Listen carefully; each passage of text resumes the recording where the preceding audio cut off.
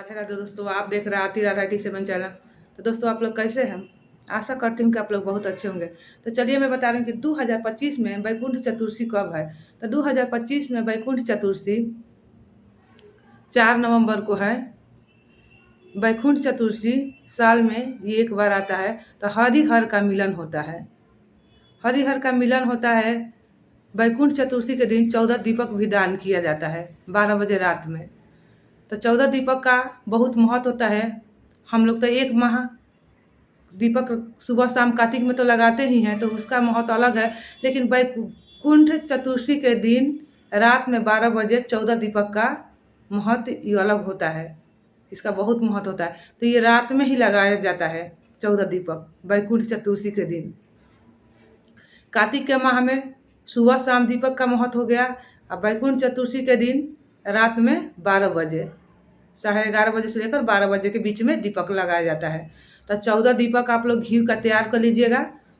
थाली में पहला ही सब लगाकर घी का दीपक, एक दीपक भगवान के मंदिर में रख दीजिएगा, एक दीपक तुलसी जी के कियारी में, एक दीपक आप नल के पास लगा लीजिएगा, जहाँ पानी टंकी हो नल के पास रख दीजिएगा। और जो दीजिए बाकी जितना दीपक बचेगा अपना मेन गेट के सामने लगा लीजिएगा।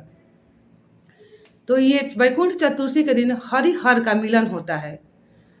हरिहर का मिलन होता है। शंकर जी भगवान पर साल में एक बार वैकुंठ चतुर्थी के दिन तुलसी पत्र चढ़ता है और लड्डू गोपाल पर बेलपत्र चढ़ता है।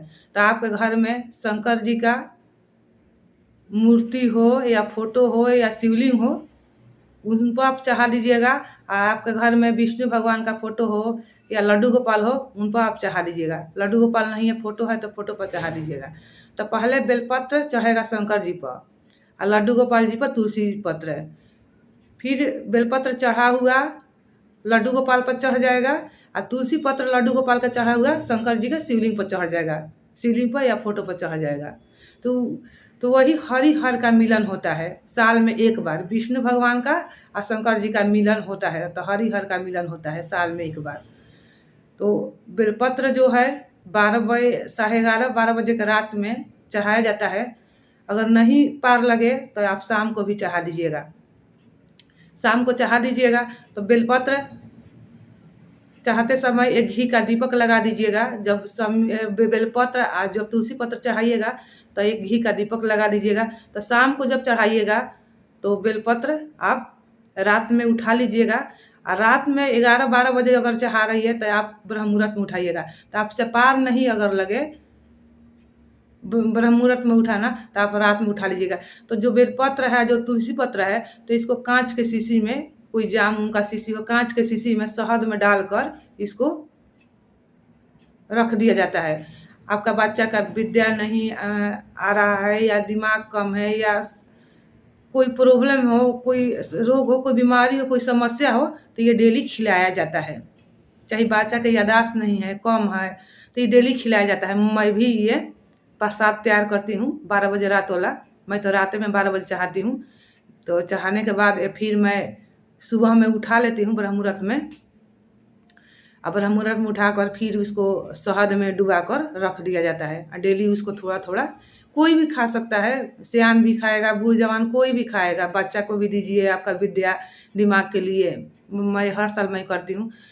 आपसे पार नहीं लगे ब्रह्म मुहूर्त में तो आप रात में ही उठा लीजिएगा। लेकिन जब चढ़ाइएगा तो घी का दीपक जरूर लगा लीजिएगा।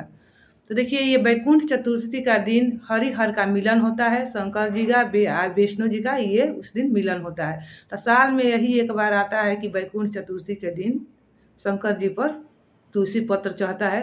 बाकी और बीच में किसी दिन शंकर जी पर तुलसी पत्र नहीं चढ़ता है। तो आप लोग चढ़ा दीजिएगा। आज 14 दीपक उस दिन आप लोग दान करिएगा। रात में अगर पार लगे तो, नहीं पार लगे तो देखिए कोई चीज़ पाने के लिए तो थोड़ा परिश्रम तो करना ही पड़ता है। आलस तो सबको होता है, लेकिन मैं भी रात में कोई से 12 बजे रात को दीप दान करती हूँ। थाली में सब तैयार कर लेती हूँ। लगभग सब कोई तो सो जाता है। सोने के बाद मैं अपन जगी रहती हूँ कि सो जाने के बाद फिर नींद नहीं टूटेगा। तो मैं दीपक सब तैयार कर लेती हूँ।